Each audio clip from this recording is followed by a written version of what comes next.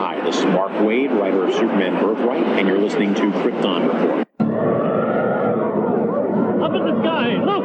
It's a bird! It's a plane! It's the Krypton Report!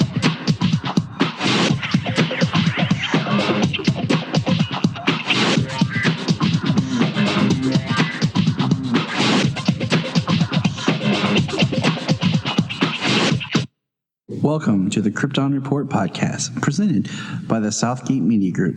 The All Things Kryptonian podcast, including Superman and Supergirl. We discuss games, movies, cartoons, TV shows, and comics. Krypton Report Pod can be found on Facebook, Twitter, Skype, YouTube, and Instagram.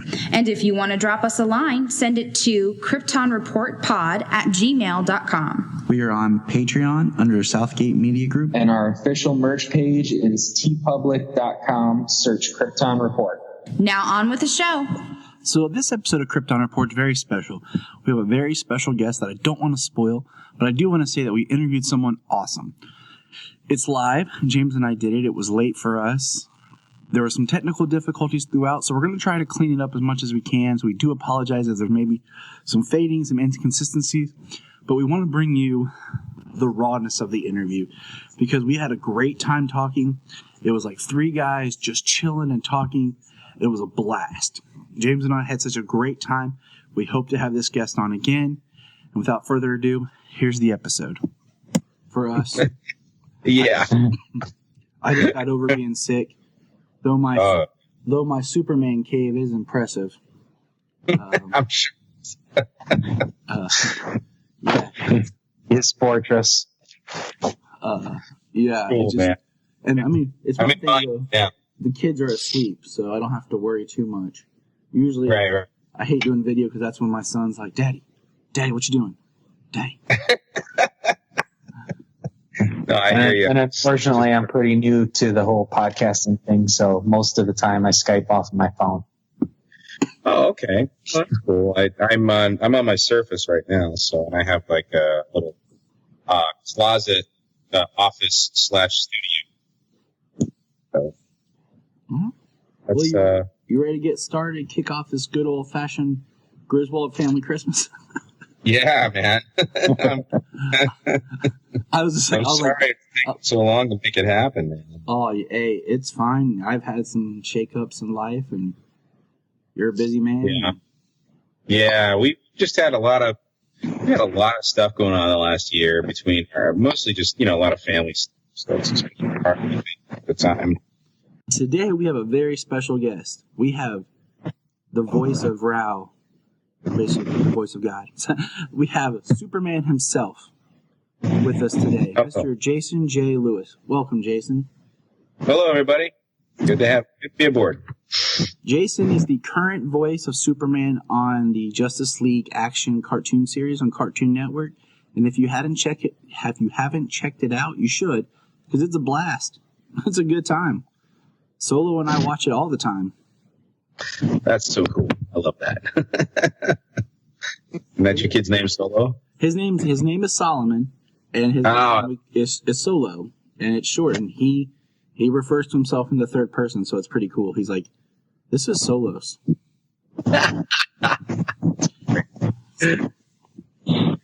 But I'm excited, Jason. We have talked before about trying to get together and do this, and life happens, and well, here we are. Here we are, finally making it happen. I love it, man. Thank you for having me. Thanks for keeping pursuing me, too. Oh, no problem. Thank you. I mean, Solomon and I, we do a tradition. Like, we started just rewatching Justice League Action from the beginning, and because they're so short, I kind of do it as, all right, Solomon. I'll say it's nighttime, and he'll be like, no, Daddy, I don't want to go to bed yet. I'll be like, all right, we'll do one Justice League and then bed. So that's kind of been our little thing at night is we'll watch an episode and then he knows, okay, I gotta go to bed now. That's perfect, man. That's what those episodes are great about.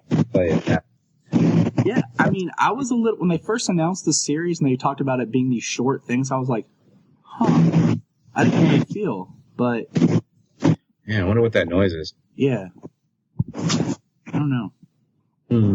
someone's beard scratching on the microphone there? Or? No, I'm pretty much clean shaven. I got barber. My mic hangs low. Yeah, okay. It's weird, but you were talking about the golden age feel of the scripts. Yeah.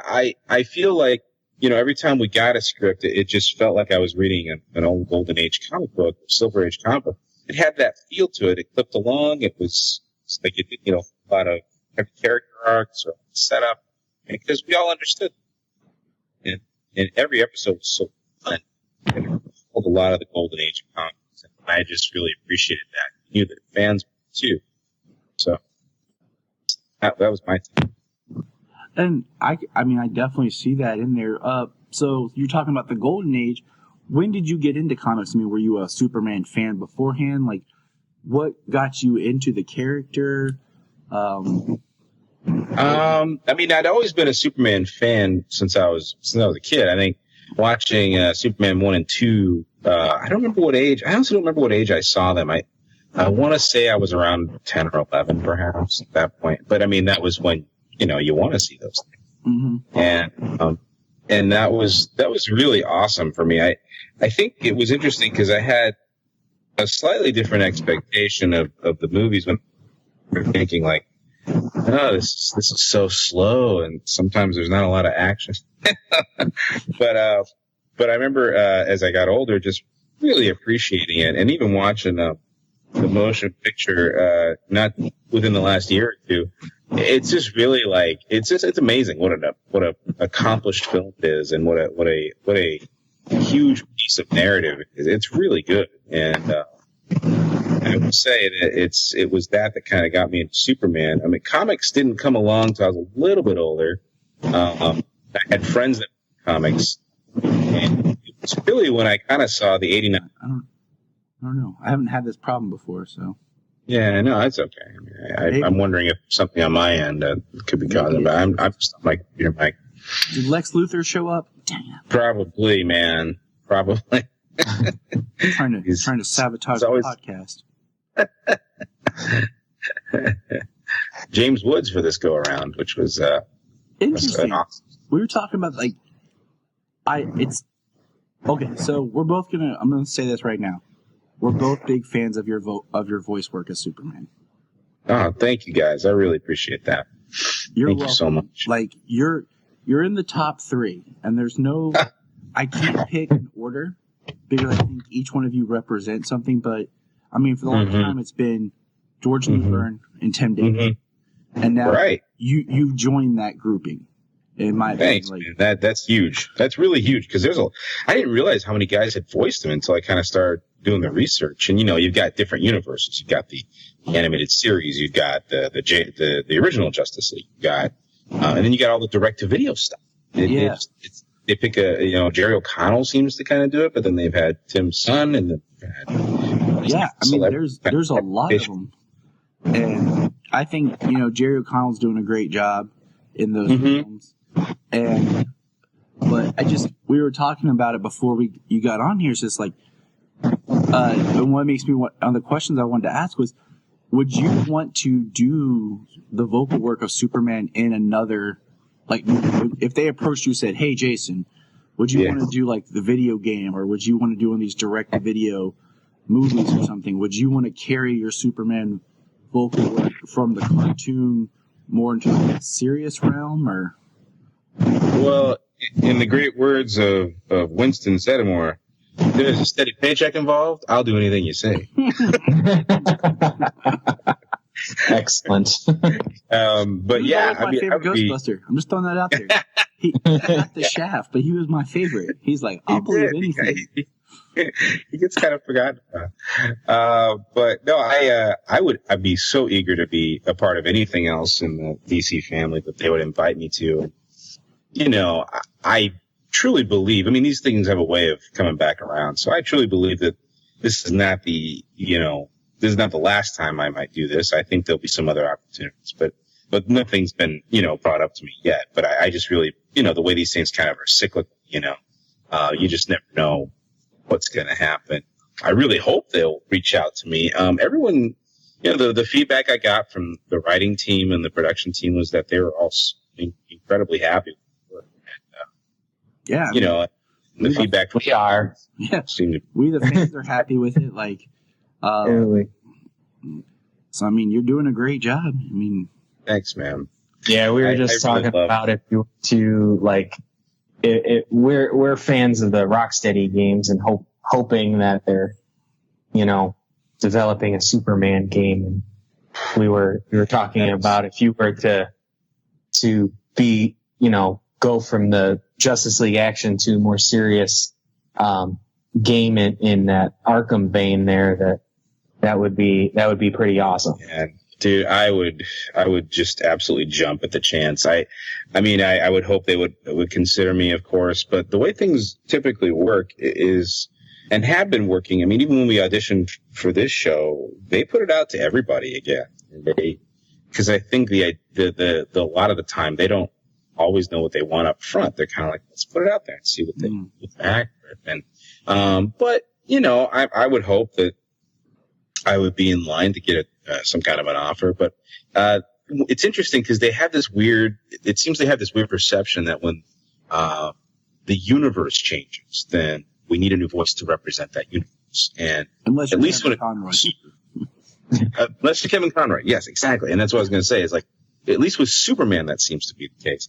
But I kind of wonder on some level if that's just because they're not like finding exactly what they want. And, I don't know. I don't know if that's just a Superman thing or what that is. But yeah, Kevin Conroy seems to have like set the bar.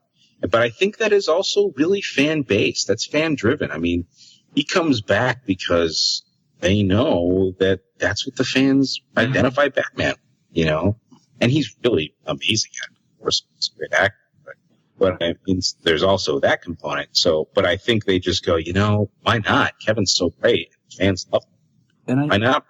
I think you have that voice too, like that you could, given some more material, like in a little bit of a different vein with Superman. I think you have that caliber of reaching. Thanks, man. You're welcome. I'm just being upfront, man. I'm just being honest. Because I hear there's with Superman there's like a levity in the character where there's a softness that even when he is angry, there's still this comfort in his voice, and I think you don't want to come off sounding harsh as Superman, even when you need to. There's still this like comfort in it, and that's a big part, I think, of the character. Yeah, for sure. So here's a couple other Superman questions, and then we're going to kind of segue a little bit more into you. Yeah. Oh, yeah. Hey, man, thanks. Who would win in a fight, Batman or Superman? Well, I think we all know that answer. Oh, yeah.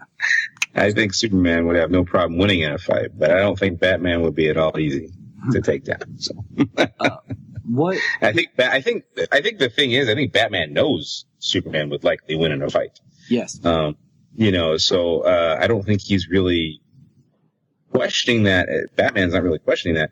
I just think he's like, I'm definitely not going to go down without him. There's that. That's why he has, kryptonite gas and things, and sorts of things. Keeping his arsenal in case Superman goes crazy. Asking if he carries that kryptonite ring with him everywhere. That was one of my favorite moments in That's that's one of our favorite episodes. Solomon just loves it because he loves the cyborg, and he just loves that episode. We watched that one probably more than any other episode. That was a fun one to record because me and Rachel were the only ones that got to record with Ken Jeong, and it was the three of us. I don't think was there something. I don't think there was. I think it was just the three of us when we recorded that episode, and because everyone is so stinking busy. But it was great that we got to record together, and he's so perfect for Toyman, just so. And I distinctly remember that session because we read through that. I mean, we had all come in pretty prepared, and Ken's like such an amicable guy, and we just immediately, all three of us, really hit it off, and we started into usually how we do it is Wes, the director, Wes Gleason, he would have us do like, you know, we'll do like one read through of the script with like just kind of like, let's get the feel of it. And then he would give us a few notes, and then we'd go back and kind of again. And then that would probably be our, you know, take. If we needed any more than that, we would just touch it there. But most of the time, we got the scripts done in that. But I remember, you know, we kind of blazed through that script. It was so much fun. And I want to say, I don't think we went back and did a second take. Wes was so happy with everything. The way that kind of came out, the first run of it, it was awesome. It's a really fun game. That's really cool. Because I was wondering, like, I was going to ask you how, you know, I'm not overly familiar with voice acting as far as how it's recorded, and I've listened to people talk about how, you know, Batman the Animated Series did things where they had them all in the room together, like an old radio show, and I've seen the documentary. Like, I know that voice, and you kind of get an idea of how recording is. And so I was going to ask you, like, how a lot of your sessions go. Or is it you by yourself, or do you get to work with somebody? Well, they made it a big deal when we first auditioned that, you know, they wanted to have everyone together as much as possible. That was part of the requirement, that you were in LA, that you could record, unless, of course, you were a celebrity and you could do whatever you wanted. But I think they were really trying to go with a fresh cast at first. And then they just kind of said, well, let's bring some names back into it, because they really wanted the show. So, and so yeah, and it makes sense, you know, and so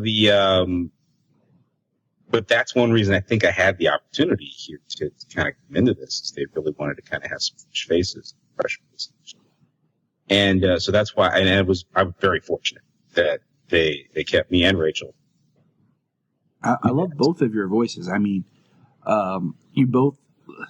It's weird how you can, like, with these DC animated films, there's been different people do the voices, and sometimes you watch one, you're like,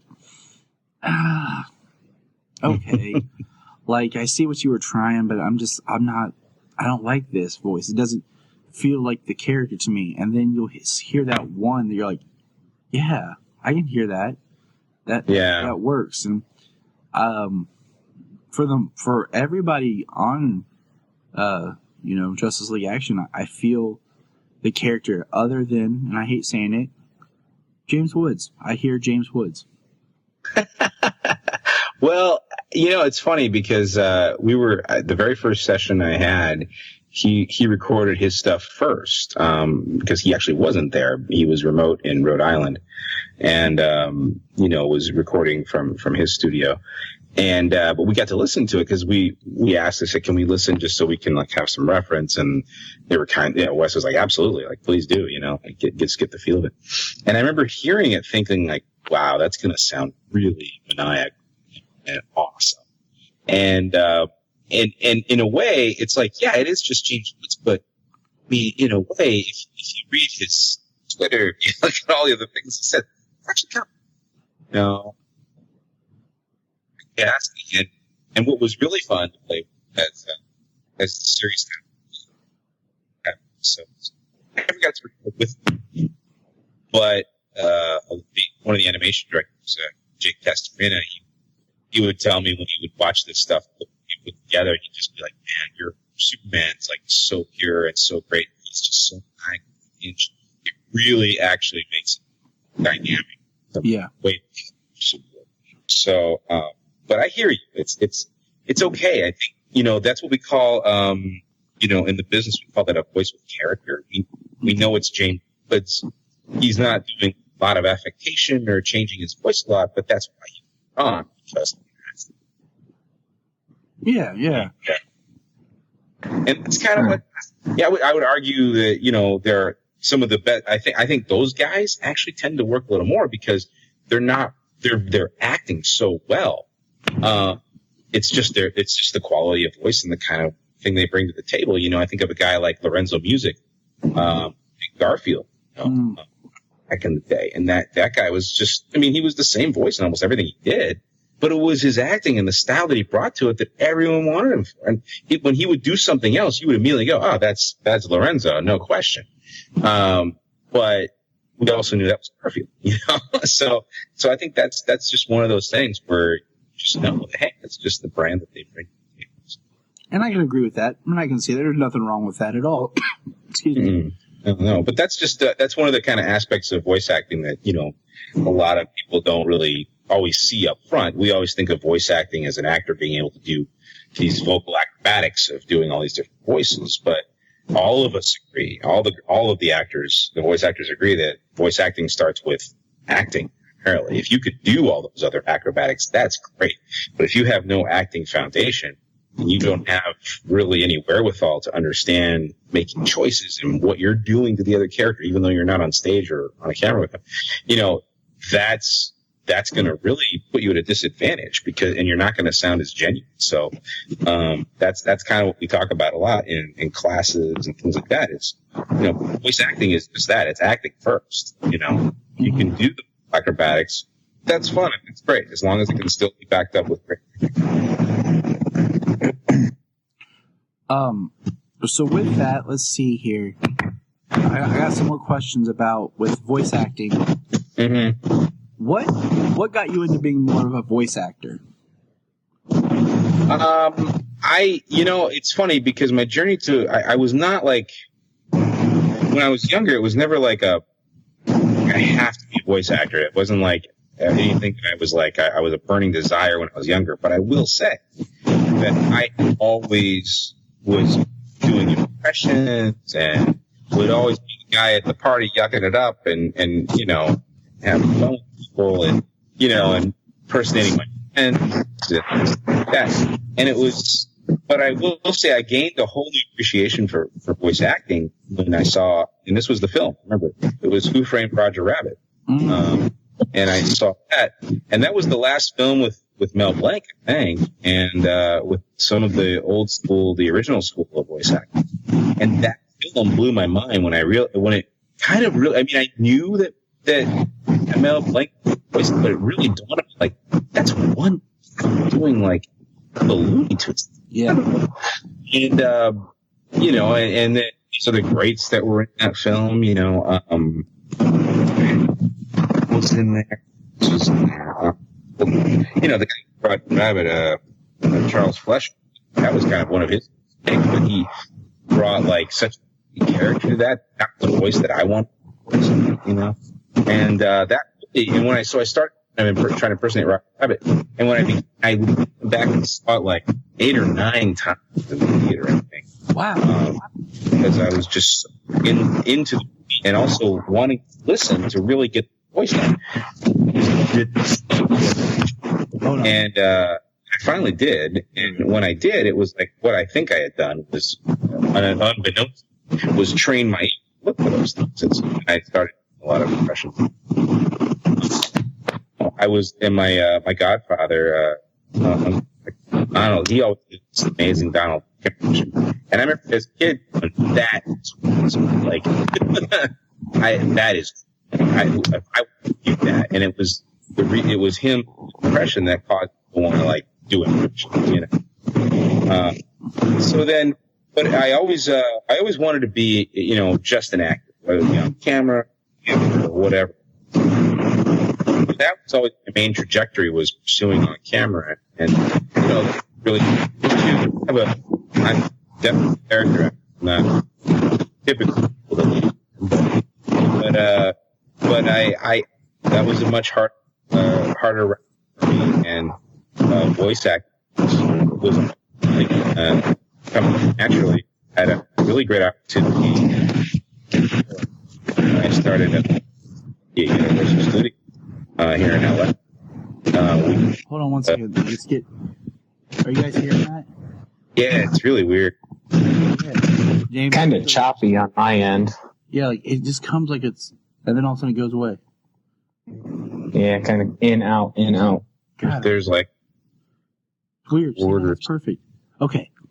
So you were the school that you were going in LA. That's where you were when it got really bad. Oh, yeah. So, I was working at Universal Studios, in 2004, and I was playing Donkey, and DreamWorks wanted to send us to Dallas to promote the Shrek 2 DVD release with Walmart. And so the puppet that we were using in the park, they actually paid to send to this huge convention in Dallas for Walmart.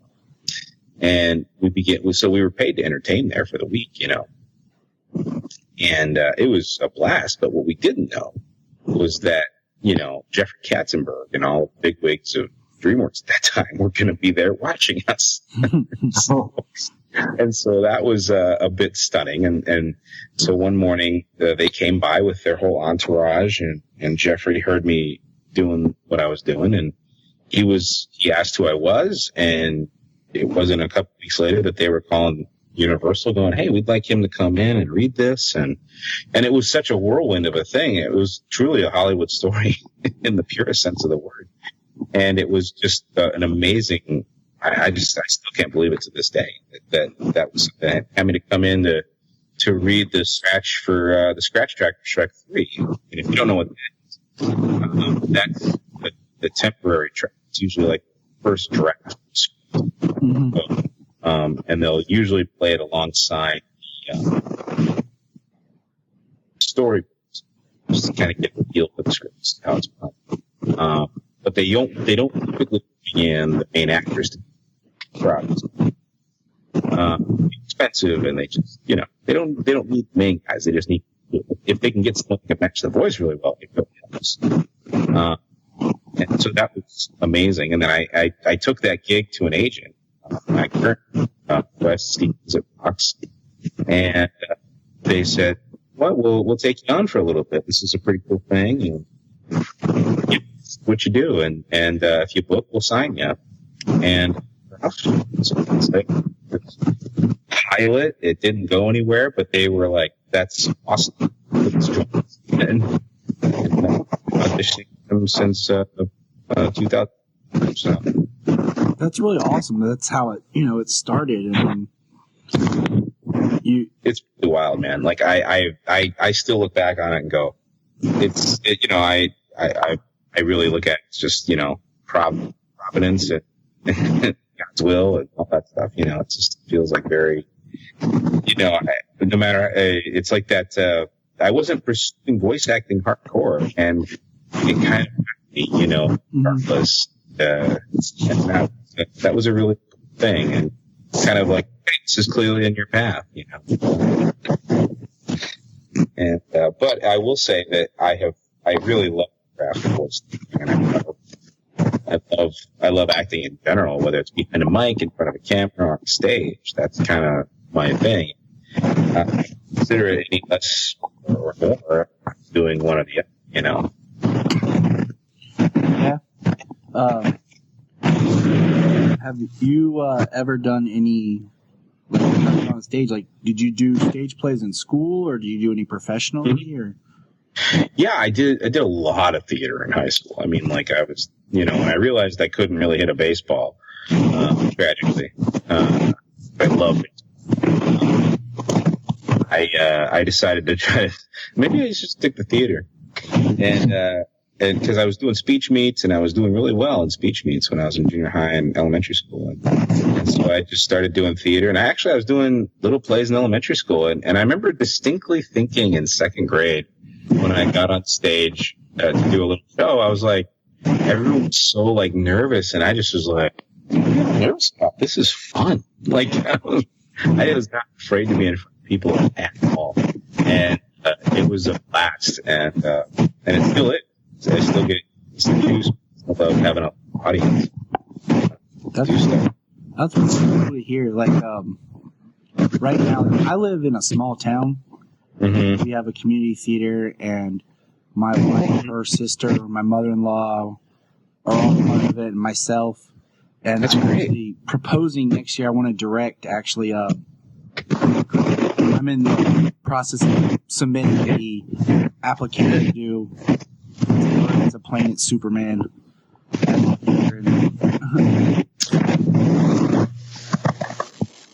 Oh, I'm really losing you guys. I'm sorry. Okay, we're back.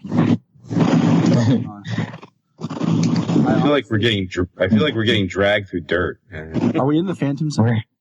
Yeah, Phantom Zone. Yeah, we're in the Phantom Zone. No, but I'm working on a submission to direct and do It's a Bird, It's a Plane, It's Superman here in our local theater. Oh, no way. The old Superman musical? Yeah, because... That's great. Oh, my gosh. That's so fun. Because everyone knows I'm a big Superman fan, and like I've co-directed some plays and I've worked on stuff, and I just was like, we need a play that would be fun, that would bring in some crowds, and they had a really rough year this year, the theater did. So I'm hoping that'll go well, over next year. We'll see. Dude, I think that's so great, man. I want to encourage you, first of all, great job for getting that show up, because it's not mounted enough, It's not, and I don't understand what today's like culture, like why that's not one that's seeked out. So I'll be making the trip down if that happens. Oh, I know you What's will. that? What's that? Jason, we ironically just found each other, James and I, over the podcast. He was listening and to my earlier Krypton Report episodes, and we're just messaging on Facebook, and he lives in Akron, and I live right outside Columbus, Ohio. So, Oh, wow. yeah, small world. That's great. Toledo, Ohio. That's what I meant. Yeah. Man, it's late. Ohio. Yep. No, that's Right great. here My wife created. What's that? Said right in Ohio where Superman was created. Yeah, no, I know. I think that's really cool.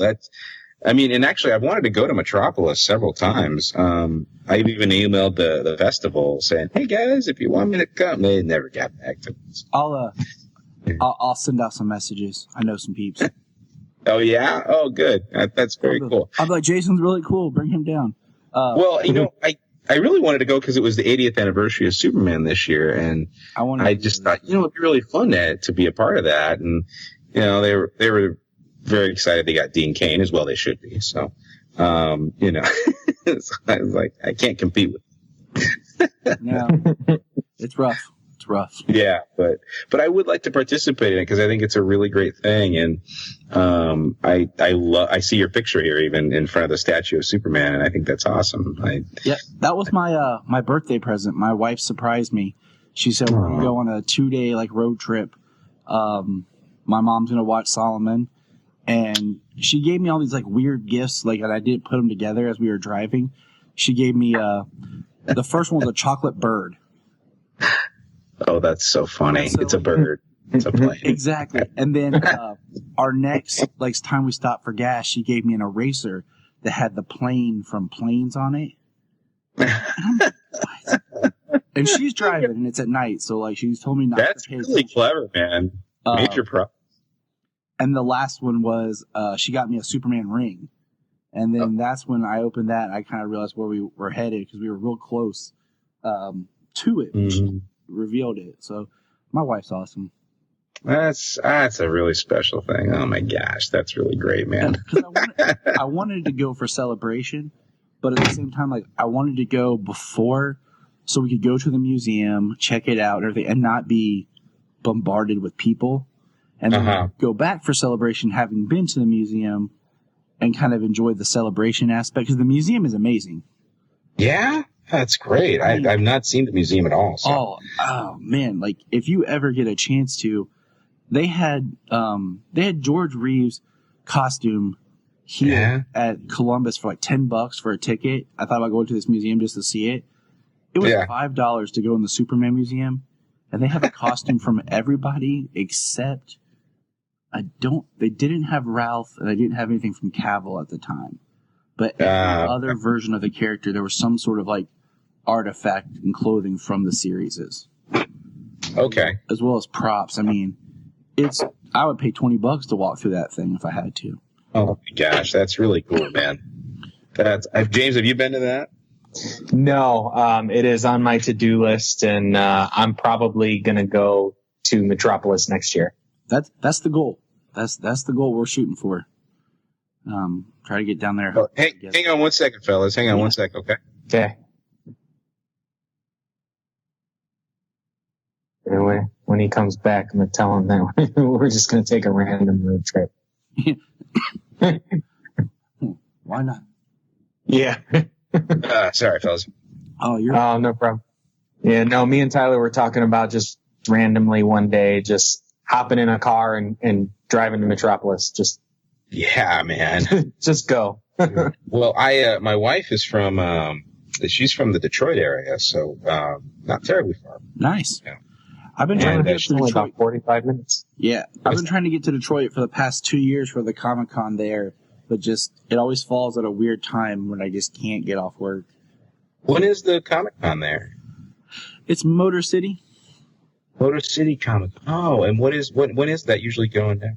I want to say in June. June sounds. I'd say that was only just a couple of months ago, I believe. Yeah, it's like June. Oh, that'd be fun. I'd love to go to that. Gosh, that'd be a blast. So, It's funny because I don't know. There are these guys that show up at the Comic-Con all the time, you know, and I'm like, how do you guys get invited to these things and meet people? It's a world that I'm not that tied into. I mean, I love going to Comic-Cons, but I'm not like, you know, I think maybe people would want to see me. I don't know, but like, I'd be like, hey, Jason. yeah, I know. I'd be like, let's come say hi. I'll sign a picture for you. It'd be fun. But I did do a really small one last year in North Carolina, and that was actually a blast. Which part of North Carolina? Oh gosh, Cape Carteret. You know Which that is, you know that if you look it up, there's actually a Bat Cave, North Carolina. I did not know that. Yes. My wife and I lived in North Carolina for a year, one of the best years of our life. And we were just like looking up stuff and we found it and we wanted to drive down there one day, but we never got around to it. What part of North Carolina were you in? King, right outside Winston-Salem.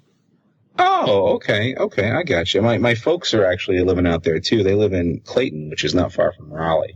Okay. And it's yeah. It's a nice state to live in. Like I really enjoy living there, and I always like to live near a city, but in a small town outside a city. Right. It's the Smallville in me. That's okay. No, I hear you on that one. I've grown up in the LA area, so I don't really. And small does not really fit into my equation too well. So. I do have a quick question here for you, Jason. I wanted to ask. Yeah. I was looking over, my wife and I she's helped me type out some questions and stuff today. And I was looking through your IMDb, and there was a project on there. And I wanted to ask you, because I know I've seen, like, I follow you on Twitter and everything. And you talk about your faith. And I saw that you did the voice of Jesus for a project called Walking with the Promise.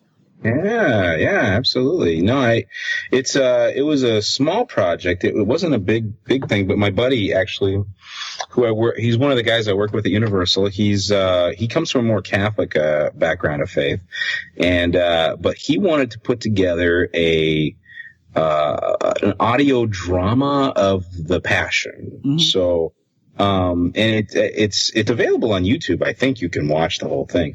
He didn't want to he wasn't looking to make a huge amount of money off it. He just but his brother, or I think it was his brother, had painted these really beautiful paintings of the Passion and different aspects of it. And so they wanted to kind of do it, but they wanted to flesh out some other aspects of it that don't get normally looked at. And, he had asked me about it when he was putting it together. He said, I really think you're great for Jesus. I said, thank you. That's awesome. And I remember when I went to record, just really enjoyed it. That's really blessed part of that. That's really awesome. Because I mean, it's just kind of, I think there's certain characters or figures, religious figures or not, that mean something to you, that when you are kind of like, okay, for this incarnation, you represent this. There's a weight to that, And oh man, without a doubt. I mean, like you try not to get in your head about it, because I think that if you do, that's death as an actor, because then you just really like, you're so like geeking, and it was hard for me to keep my head about me when I was doing Superman too. But for obvious reasons. But even as Jesus, it's like your goal is you still got to make these people real and attainable, and make these characters and voices live in a real way. So if you're not in a good space with your fandom, then it's not going to work. So, I mean, the thing is, where do you go from here, though? I mean, Jesus and Superman. There's not really. I'm laughing because Butch Lukic, the producer on JLA, he's such a funny guy. He's only come to a few Comic Cons, but he's been involved with the DC animations since the Batman series. But he said the same thing. He's like, "Where do you go now? And I said, "Don't say that. I hope there's more left in my." Right. Yeah. So it's like two of the biggest roles there is. Yeah. Well. I mean, that's true. That's true. I think only going up from here is going to look really interesting. So, speaking of more, is there going to be a Justice League Action season 2? Like, is there more to come? I hope so. I haven't heard anything official. It's so weird how they do cartoons, and because like I was at McDonald's and they have a resurgence of Happy Meals of Justice League Action, and I was like, yes. I was like, cool. It's like my kids have been like, let's go to McDonald's, Daddy. Only one can talk, but Yeah, I was so thrilled to see that, and I think it's probably just because it just got on Hulu, so they're probably doing some other tie-in and stuff, And I'm hoping like that gains more traction because in old cartoons like they would do like a 13 episodes and then season 2 would be like 40. Yeah. Well, I get the impression, without saying too much, because I don't want to speak into the, I don't know. There's so many moving parts to anything when you're an actor, and you're usually the last one to know, which is the sad part. But I get the impression that the production workflow of this was very different for everybody involved. That was kind of the feeling I got from everybody. And they were very excited about it, but I think they were just going about it in a very different way than typically they had. So I think it all made them a little bit like, well, I don't know what's going to happen, because they just didn't know. And there's a lot of political stuff between Cartoon Network and Warner Brothers, and I didn't know all that, but I think that has a lot to do with why the show. Yeah, I mean, especially with the new. Well, what are your thoughts on the new streaming service? Just real quick, like I'm excited about it. I was hoping that would mean that they might as well bring us back for another season on there. But I think that and I don't know this for sure, but this is just me. I think there's some kind of contractual thing with Cartoon Network that they have to do. I think they have a right of first refusal or something to that effect. In dealing with the series. So I don't know, and I don't want to speak to any of that because it's far above my pay. Yeah, I mean, but I think that it's, I think there's something to do with that where they have to wait till that happens till they can move forward. And so I don't, it's really unfortunate because I feel like the show is so good, and everybody listening, watch Justice League Action on Hulu. Yeah. And I will say, what's great about it is the Justice League Action gave me 2 episodes now that are cemented in my holiday viewings. The Trick or Treat episode is a great one for Halloween, and then the Christmas episode is a great one to add to our DC Christmas list. Heck yeah, man! That just rips your heart out. That one, I remember when we recorded it. It was around Christmas actually, and we were like, oh my gosh, people are going to have to wait till at least next year to see this. Oh my gosh. We were so like, this is so good, and people are going to love this episode because it's got such heart, It does. I mean, it's right there now with Comfort and Joy and Christmas the Joker. It's like those three. Yeah. My every year at Christmas, we have like the DC viewing of Christmas, and then we read Batman Noel. Oh my gosh, I love it. That's so fun, you guys. That's great. I love hearing stuff like that. That's really cool. I try to do stuff with my kids, like for sure, man. Now how many kids do you have? We have 2. I have a 5-year-old and an almost 2-year-old. He'll be 2 in October. Hey, I have a 3 and a 1. So. Oh my gosh, yeah. So it's not that different actually. It's pretty same age difference, and you're gonna find that that's a really good age difference. I've got 9 and an 8-year-old. Oh, yeah. She looks like a cutie. I see her in your picture there. That's really sweet, man. And they all love comic books, or they kind of like, man, Dad, you're weird. I wanted to ask, like, what do your kids think that you do, like, when Daddy goes to work? Do they know that you're Superman? It's interesting because my 5-year-old is starting to kind of, I will say when she was 3, it really she started to kind of wrap her head around it because the show came out when she was about 3, and we had a big party, and she came with us to Comic-Con, and saw me up on the panel, and so it was kind of beginning to be cognizant with her that was happening. And I think my son hadn't been born yet. I don't think had he been born yet? I don't think he was born yet. Yeah, because I think it would have been too tough. Yeah, he wasn't born yet. But it was a really fun Comic-Con because she just was like, oh, wow, that's really cool. And she was like, oh, cool, a cartoon to watch, Mm-hmm. I don't think she realized that it was Daddy up there totally, although she kind of knew, but now she's become a little more cognizant of it. And that's really cool. But my son, who's almost 2, he gets it. Like, I point to Superman, like, Daddy? And he's like, Daddy, Daddy. And every time he sees it, he's just like, Daddy. So we haven't watched any episodes with him yet because he's not quite old enough to really wrap his head around it.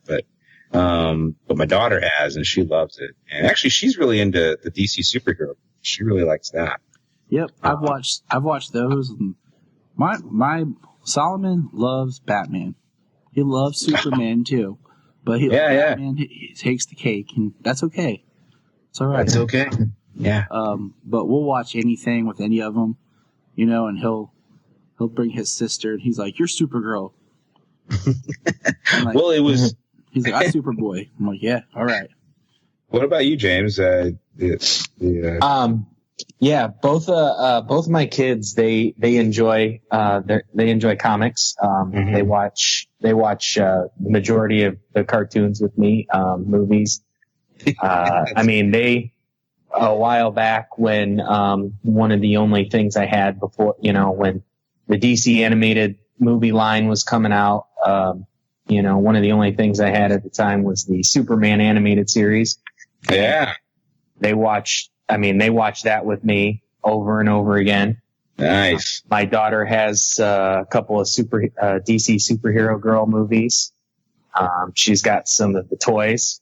She loves toys, so she's got some superhero dolls. Yeah. And my son loves video games, so he loves playing Injustice. Oh, cool. Doing Sonic right now, but he always goes back to Injustice. And great. Well, we went and he picked out a Superman shirt for school this year, so that was awesome.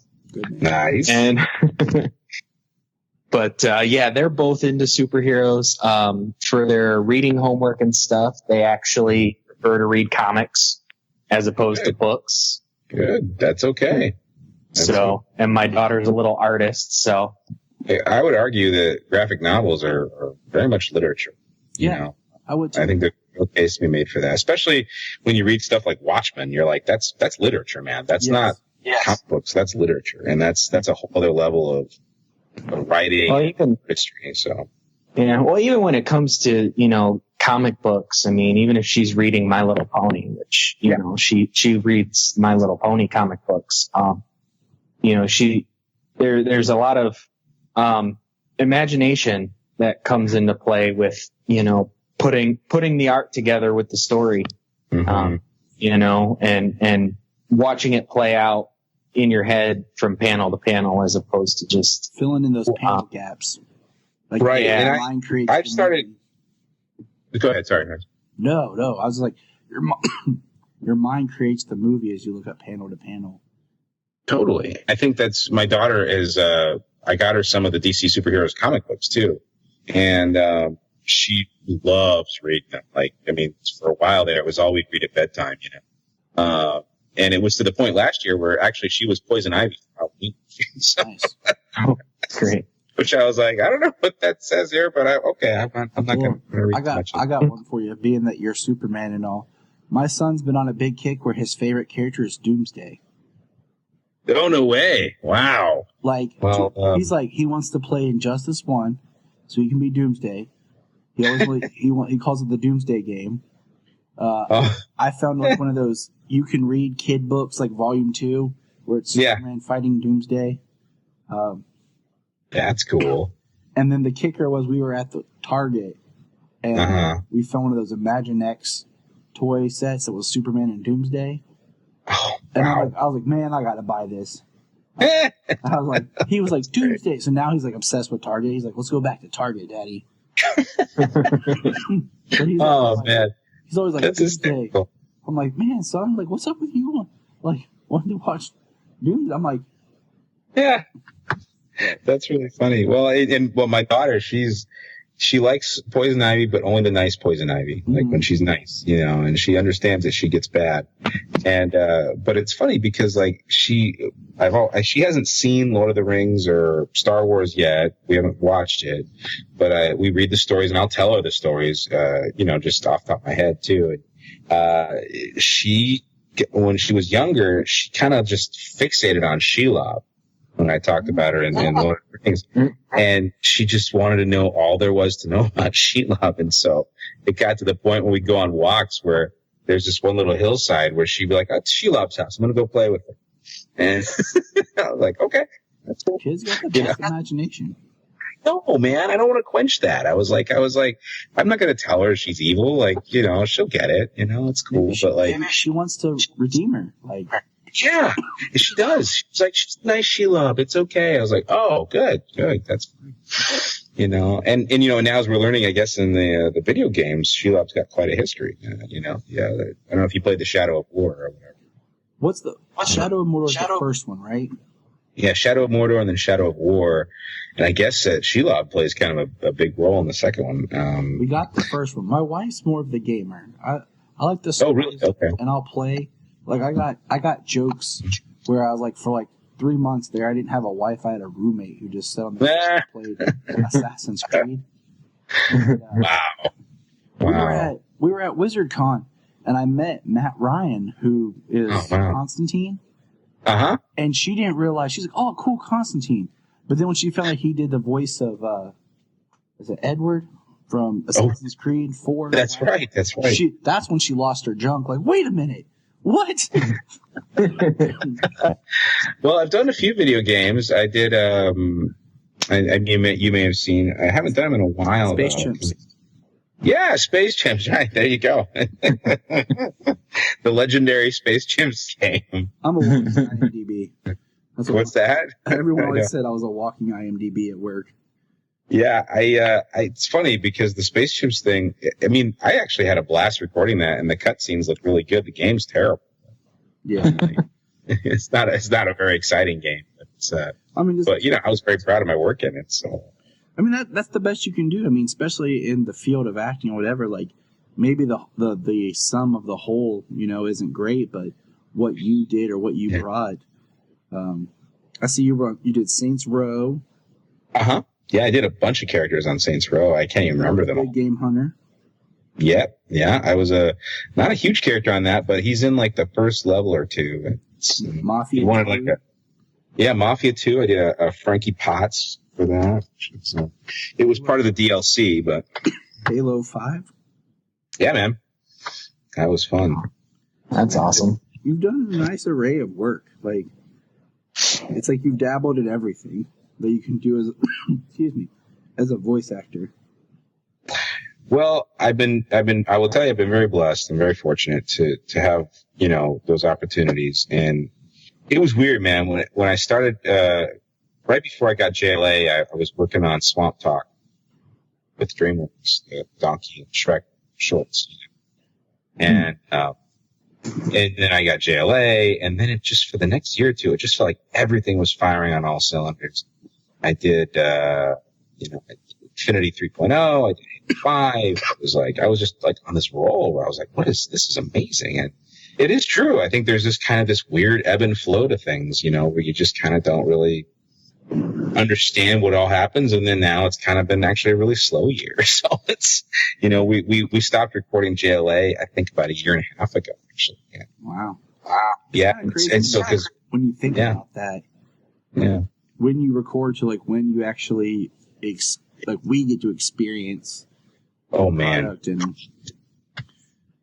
Yeah, we did our last ADR session, I think, in May of 2017. So, yeah, it was weird, man, to do that, be like, say goodbye to it. Be like, man, like it just was so unceremoniously like okay, we're done, Yeah. Hey guys, let's hang out, Justice. Yeah. Right. Well, Wes not quite the rap party, huh? Yeah, well, what was cool is, I will say what's been fun is when the last couple of years at Comic-Con is they'd let us go to the Warner Brothers party at Comic-Con in San Diego. Yeah. Well, I will tell you, I will feel like a small fry in that place because, I was rubbing shoulders with the casts of The Flash and Hey guys, I voiced Superman. Yeah, and I was like, hey guys, and, when I saw Felicity Smoke, I was like, I'll be over here. Yeah, I was like, I'm Superman. She's like, great. And then Tyler Heckman walks by. Never mind. I'll be over here. Yeah. I was like, yeah, okay. And but it was wild. Yeah. What's that? Do you watch the DC shows?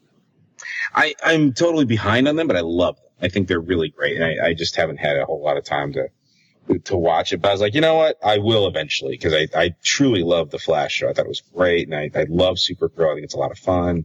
I haven't gotten as much into Legends, but I really like, Legends. I just haven't had a chance to really get into it. I will tell you. Legends season 3 was a surprising great season. Yeah. I was like, on the season, but people told me to come back to it, and I watched all of season 3, and I was like, okay, I'm back. Yeah, that's great, man. Well, just the fact that content exists and is out there on a regular basis, bodes well for everything, I think. I posted something the other day that was like, in 2001, the DC and Marvel TV shows we had were Smallville. Yeah. Now we have 16 of them. Dude, it's so great. And I've slugged through seasons 1 of Arrow, and I just have been struggling to find my way through that. But it's season 4. I know. I've heard they just go to season 4. It's much better. So when you get to season 4, you watch the Constantine episode, and then you just jump into 5, and you're like, "This is a good show again." Yes. So I've heard about that Constantine episode. I heard that was pretty legit because I think that was happening when we were recording, and they wanted to get him to record Constantine, but they got someone else. Yeah, it's crazy how he had his show, and it was a great show, and. Yeah, we were, they've been able to keep him around and keep that character alive, and now, he'll be in Legends this season. And it's just nice how they can keep that universe building. And yes, I think they're doing a really nice job on the TV. I don't know why they're not letting it mingle with the film because I think it'd be so great, And I just. They really like to, for whatever reason, they seem to really silo those things. Like, that's TV, this is film, and this is animation, and this is even direct to video stuff. Like, they have such a different, they're like, this is our thing for this, and they cannot cross over, it's compartmentalized. But then you see those wild things like the Scooby Natural episode, which awesome. That was awesome. Yeah, that's great. And me and Tyler have talked about that. DC's definitely embraced their multiverse thing, but it's messed up when they try to limit one to try and benefit the other.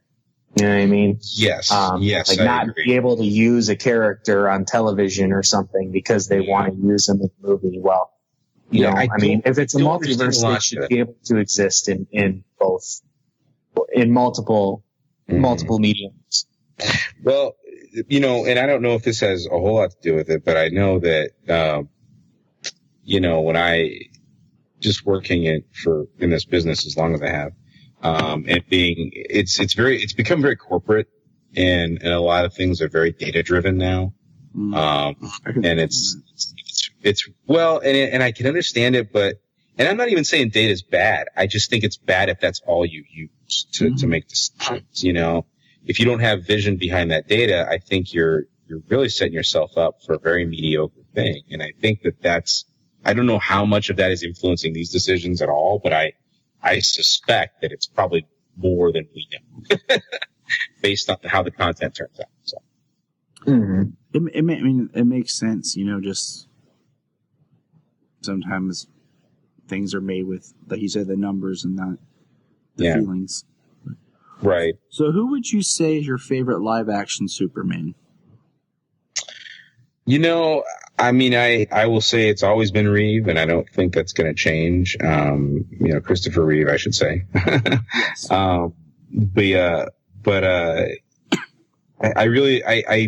I've enjoyed Cavill's work. You know, I think even he sees the frustration. I mean, I feel like he wants to do more with the character than the universe is really letting him do.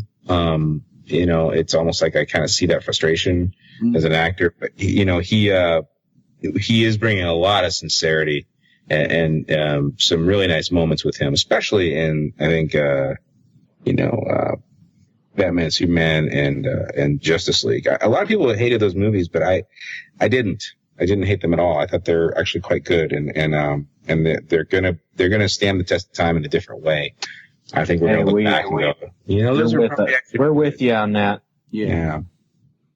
I mean, you know, we've talked here before. It's like, I think every Superman kind of has its own, like, point in my life, but, like, I really identify with Tom Welling on Smallville because, you know, that show hit when I was in high school.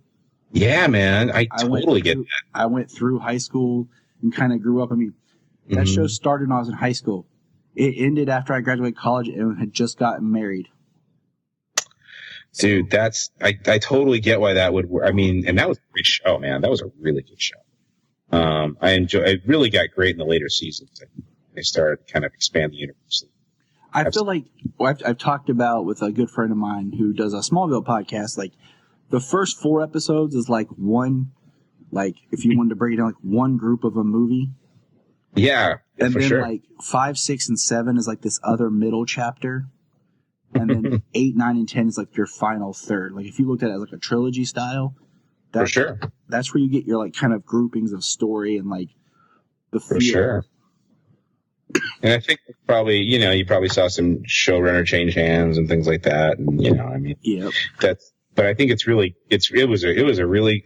fun to have that show on, but you're right. It's just now it's so saturated, with all that stuff. It's a whole different world. You know, that show couldn't exist probably now. You know, that's what's so interesting. So.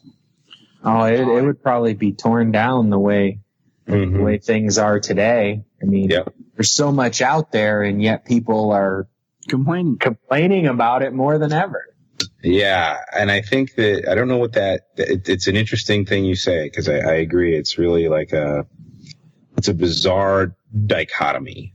You know, and I think it's indicative of a bit of fandom in some ways, you know, where it's like, you know, it's like now that we've got the internet kind of on blast all the time, all the dark places of the internet that were always that way, they're on blast now. So it's kind of like, you know, and the public at large is just starting to kind of get the impression, oh, okay, people have a lot of opinions about this. Yep. Yeah. And so they got to be quite harsh. Yeah, quite harsh with their opinions. I always kind of go back to what I tell Solomon when he wants to dress up as Spider-Man. I'm like, listen, son, in my day, if I wanted to be Spider-Man, I had a red ski mask and I used my imagination. Yeah. I'm like, you just slap walk into my hands Walmart against the wall. I'm like, you walk into Walmart, you can pick up a Spider-Man costume or a really nice mask. Okay? Yeah. Just be happy with what you have. Seriously. No, that's a really good point. I mean, that's so true, man. And for me, when I was growing up, you know, we didn't have quite the hero saturation we had now. We still had to go to the comics for that. You know, but having the Superman movies, having Indiana Jones and Ghostbusters and all those things, I mean, it was still the same thing. You just had different heroes, you know? So, but I don't know. What are some of the things you guys want to know? I want to ask you, I thought we could talk forever, and I don't want to take up too much of your time. No, I know. Me too. Yeah. I do want to ask you, is there a project or something that you would like, would be kind of like your, I'm getting tired, I can't think straight.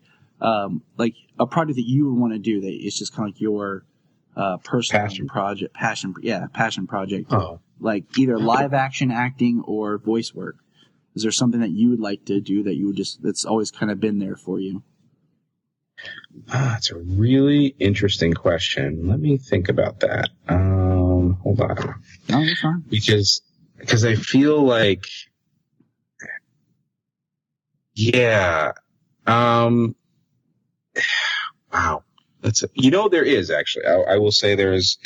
Now that I'm thinking about it, there was a series of books that I read as a teenager that I would personally love to see turned into, like, now that we have stuff like Game of Thrones.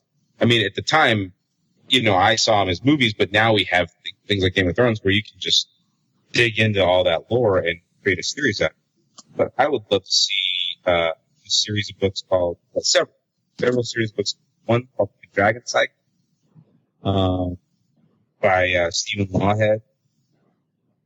I actually would love to be a part of that, to reality.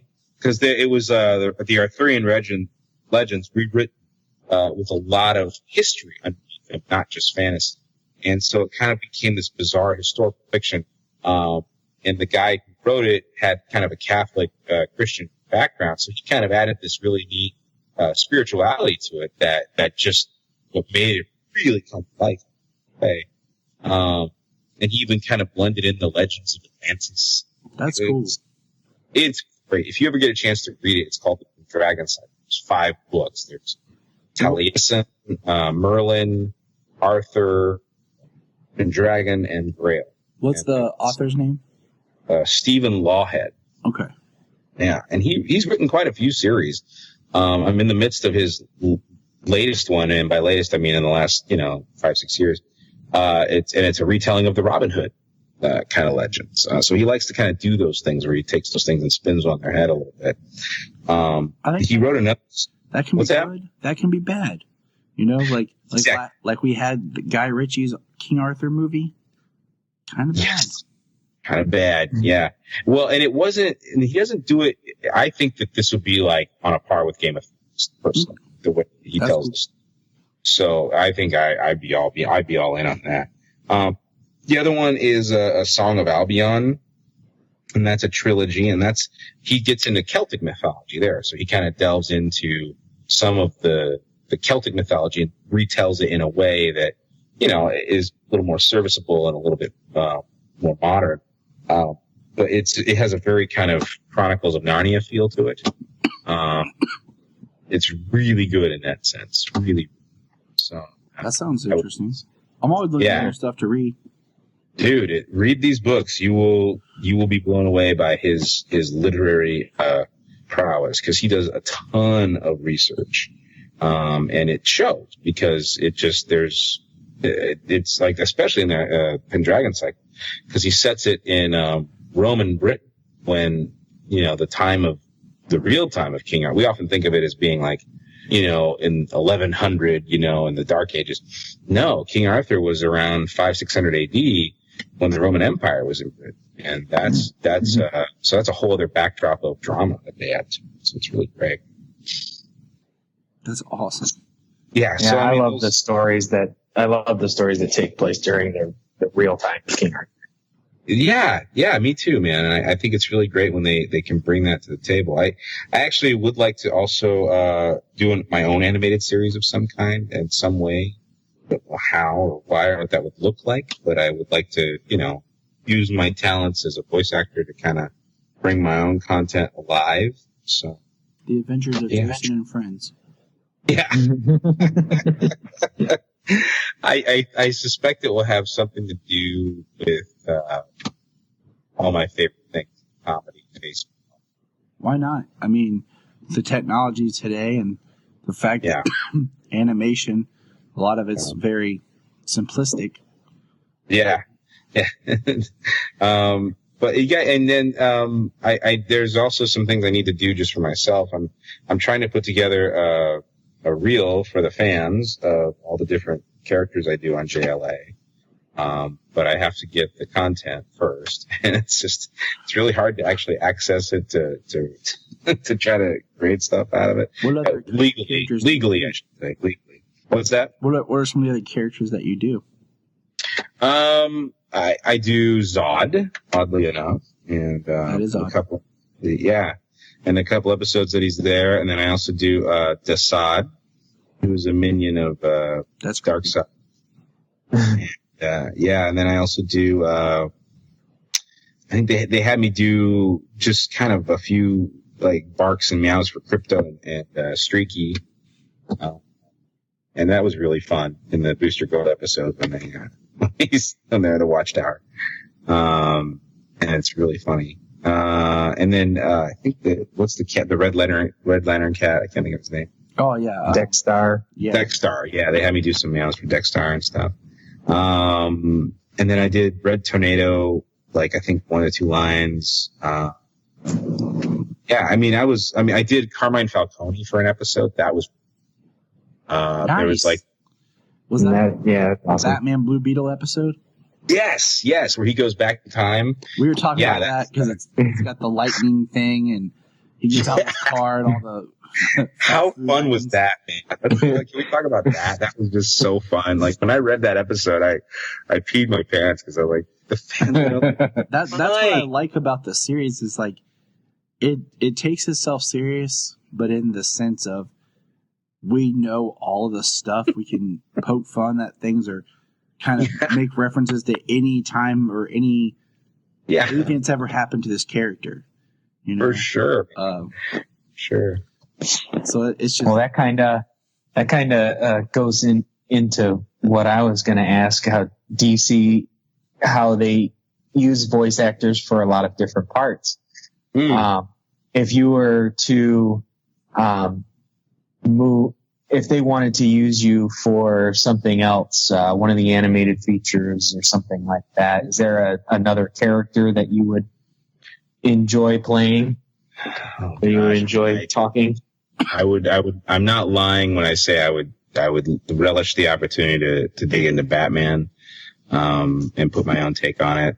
Even though Kevin's take is so perfect. It would be a lot of fun to just kind of find some new territory with that. And then, I don't know. I think doing a villain would be fun. I think it was fun when I did Carmine Falcone and Zod. It was like, and Desaad and stuff. I really relished those villain voices.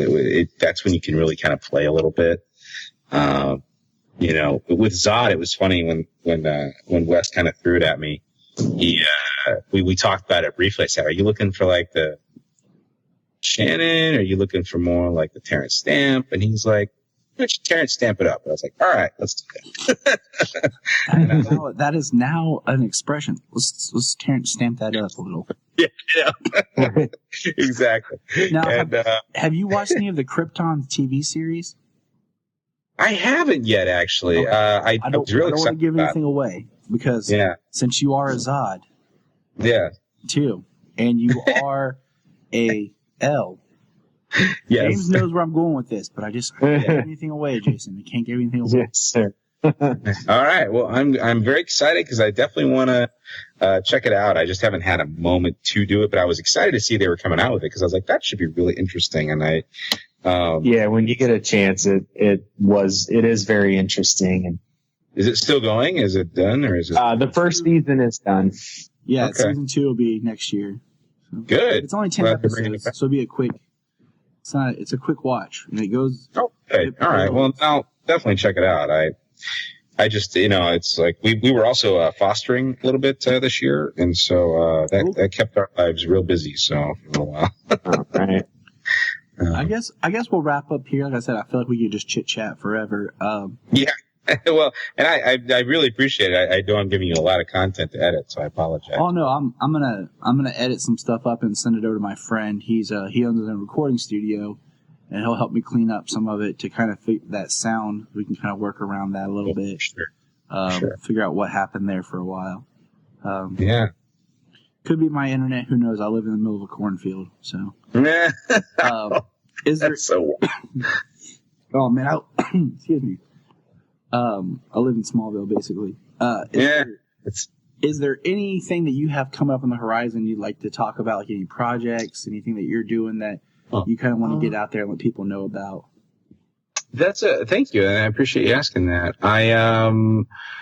There's a film that I've been shooting bits and pieces of over this year, on camera film, and I'm really trying to get back into the on camera game. And so I've been trying to just lose weight and get in better shape and just really get back into that fighting stance, so to speak, the fighting weight, and just really, because I really feel like I have a lot to offer in that way, and when I do it, I just so enjoy it. Mm-hmm. It's just such a blast being a part of that process, and a lot of people don't. It is a hard process as an actor. People think, oh, movie stars are great, and it is. If you're doing the multi-million-dollar films, they're amazing, and they'll take great care of you. But when you're doing indie film, it's hard work, and you're oftentimes moving set pieces with people, and you're not just acting. You're really a part of the whole production, and that's fine. I dig that. I think that's actually really fun for me.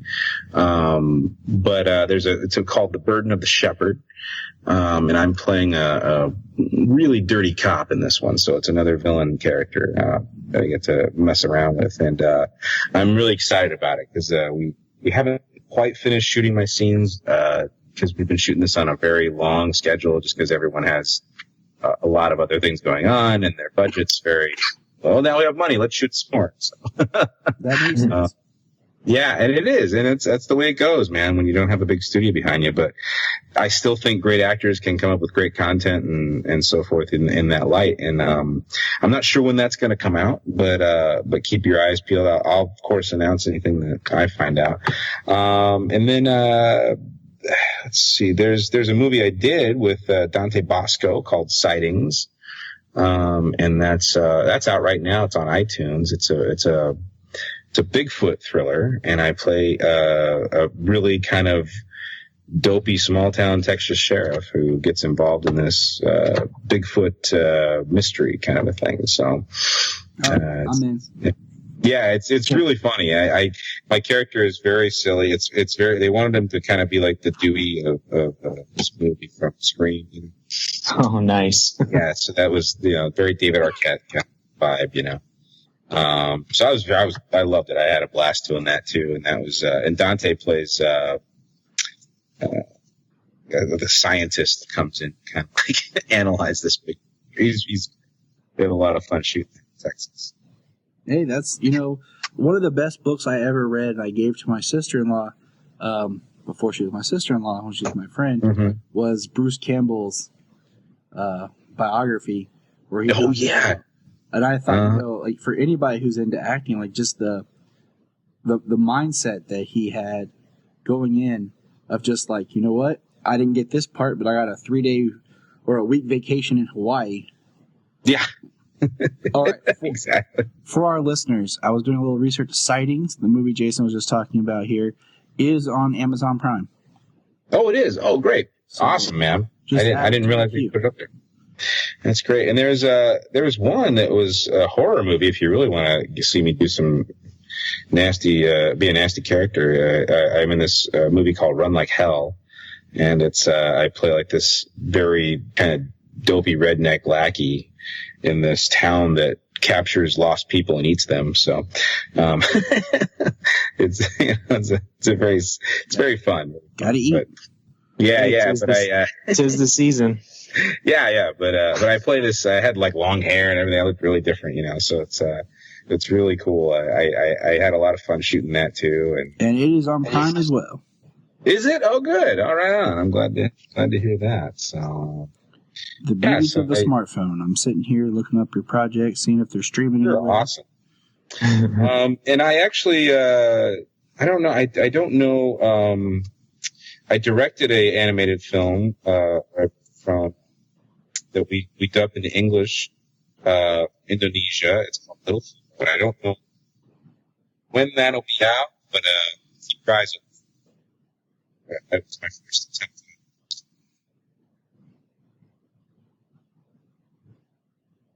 I'm not sure when that's coming. but it is. And what was the name of that again? It's called Little Hero. Little Hero.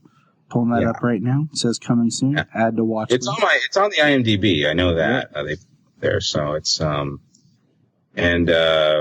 it was really fun to be in the director's chair for that. So that was a whole different ball game. But I will say that I learned so much from that experience. Well, so. I will definitely watch it when I can. Yeah, it's a Poster looks really cool, good and movie. Solomon and I are always like up for watching, something different. If you get a chance, I would encourage everyone to check out Swamp Talk too on YouTube. All the shorts I did with DreamWorks as Donkey. That's kind of one of my. I'm actually one of the approved donkeys now, so I don't always get to match them, but it's really fun to have all that content out there. I could make some jokes here, but this is a family show. Well, I'm pretty sure I've heard them all. So. But you know what's funny though is as much as I love Shrek and Donkey and everything, Solomon just does not like Shrek. Oh, really? I don't know what So it is. He's like, Daddy, I don't like that. So I don't know what it is, but my nephew likes it. So What about you, James? Your kids like it? Oh yeah. We all like Shrek. Me and my kids. We've watched all 4 of them. Mm-hmm. I haven't seen I haven't seen any of the shorts, so I'm gonna have to go look those up. Oh, they're great. Your kids will love them. They're really digestible. They're like 2 or 3 minutes long, and it's really fun. That's perfect. They love YouTube, so I'm gonna have to bring them up. I also, you can probably catch some of my work in Universal Studios on YouTube. So just look up Donkey at Universal. You'll probably find me. All right.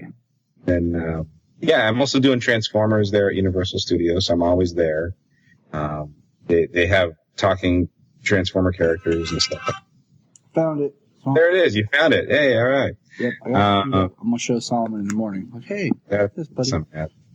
We have talking Transformers too at Universal Studios, which is Now that he'll like. yeah. So there's and I'm not on the YouTube with that a lot because the days I've done it haven't gotten recorded, I guess. But yeah, it's a lot of fun to do that. That is, I mean, I hope someday I get to do it in like a cartoon perspective sometime because it's just so great. Yeah, man.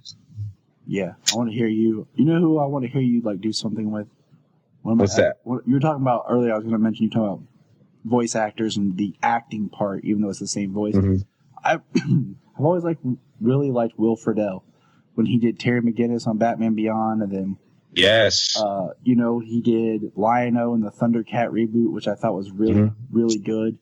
And then Solomon, he likes to watch the Transformers where he does Bumblebee, and it's like, man, like he always brings a really good voice presence, and Yeah, I agree. I think Will is, I think he's really, he needs to get out there a whole lot more. I mean, he's always been a great actor, but he really does some nice work. I'm actually pretty good friends with Jason Marsden, and he and Will are good buddies. But you're just not telling us that? Huh. yeah. But Jay lives in Tennessee now, so I don't get to really see him too much. That's cool. But yeah, he's a really, he's always been super encouraging to me. And when I was just starting out, and always really supportive. Now, are you guys ever in California? Have you ever been out there in LA? I hope to one day. I mean, I don't like to talk too much about myself with people because I don't want to seem like, hey, but I'm in film school. Like I do online film school. Good for you. Long story short, man, my wife, we moved to North Carolina so I could go to film school there. And we'd had 2 miscarriages. And then we moved there as a fresh start. And then we got pregnant with Solomon, and everything was great. But we moved back in case that she did lose it. I didn't want to be away from family. Of course. The school is based out of San Francisco. So, I hope whenever I graduate or whatever, to either get out that way or maybe some of the East Coast places and stuff. So. We'll see. Dude, that's great, man. Well, let me know if you guys are ever in LA, I'd love to say hi and invite, get you to the theme parks and all that stuff. Oh, that'd be amazing. I mean, Where do I eat? certainly want to go.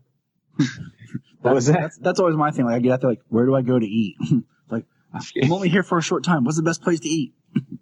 Oh, that I can help you with, my friend. I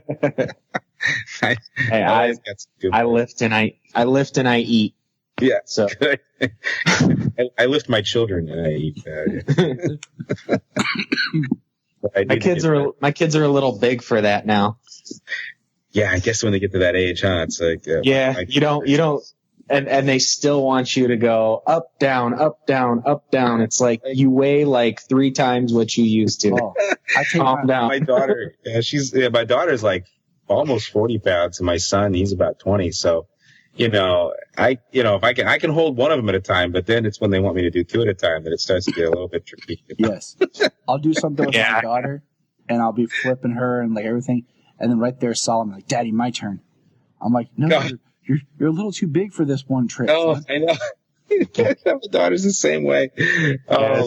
When I occasionally, my kids will still want me to hold them for a few, sure. and then once in a while they'll both want me to do it. It's like, all right, this is like 200 pounds, like. Like this, I can't do this for very long. I know. What's all that lifting for, James? Gains, baby, gains. Yeah, exactly. Well, thank you, Jason. Yeah, my pleasure. And you guys are a delight to talk to. Thanks for being such great hosts and asking some great questions. And and if you guys want to do another one down the line, let me know. Yeah, I mean, I would love to. Like, we'll set up another one. Maybe I'll do some organize some questions. Maybe if we hear more about Justice League, or we just decide, hey, we just felt like talking with Jason, so we called him back. You know what? No, what we might try to do is I'll see if we can get anyone else from the show with me. That might be fun. Yeah. I'll reach out and just see if anyone's interested in being a part of it. I'm still pretty good friends with Rachel, and who's a woman, and she and I got really close during the show, and she just had a baby too. So awesome. Well, Jason, we really appreciate talking with you and just chit chat. It's been great and laid back, and I keep forgetting, like, Tyler, you're talking to Superman. You have his it's been a blast. You have his action figure right there. Like, I'm looking at your figure right there. I'm looking at him too. It's really weird to think I have a toy. That's what's really. But we do appreciate you being here chatting with us. Yeah. Is there any social media you'd like to drop where people could find out more information about you? Please follow me on Twitter. I'm more on Twitter than anything else. So at the JLew, THEJLAW, at the JLew. And if you want to follow me on Instagram, it's at _JLew. So it's pretty much the same thing. And I also have a coaching and demo site called thevoicereactor.com. If anyone from anywhere is interested in getting coached or taking some time to just have questions, you want to email me. I mean, I'll always answer email questions, but if you want to do a more formal coaching thing, I can do that via Skype. And if you want to put a demo together, we can talk about that and stuff if you're interested in that kind of thing. But if you just really have questions about voice acting, I am of the mentality that, hey, I want to always be available to mentor and be there for people that are interested in that. So don't hesitate to reach out. If I don't get back to you right away, it's not because I don't care. I just seriously have a lot going on. but I will always. We've been working on this for like over a year. I know. So I will always get back to you eventually, and I will always want to answer your questions. And don't ever feel like you're bothering me or anything like that. I just, but the best way to get at me usually is through Twitter. So I always have a really good, I like to get back, easy to respond. But yeah, please don't be afraid to reach out. Well, like I said, thank you. I can't thank you enough for just taking the time. Thank you. To hang out guys. To hang out with 2 guys in Ohio. Yeah. Well, listen, man. If I ever get out to Cedar Point, we'll do it. You know what I'm saying? Yeah. Straight up. I love Cedar Point. Yeah, I've never been. I've always wanted to go, and I'm like, It's been yeah. too long. Coasters are Great. Yeah, great roller coasters at Cedar Point. yeah, man. I'm a huge coaster nerd, so I'm all about that. All right, guys. Well, take care, man. Have a good one. You too. All right, you too. Good night. Look up in the sky. Look up in the sky. Look up in the sky. You can find us on Instagram, Twitter, Facebook at Krypton Report. You can also email us at kryptonreportpod@gmail.com. If you get a chance to go over to iTunes, please leave us a review to help us get better. If you're an Amazon shopper, just remember you can go to southgatemediagroup.com. There's a portal, log into Amazon, and you'll shop into your account just regular, but it also helps keep all the podcasts on and helps keep Southgate running. Remember, look up in the sky.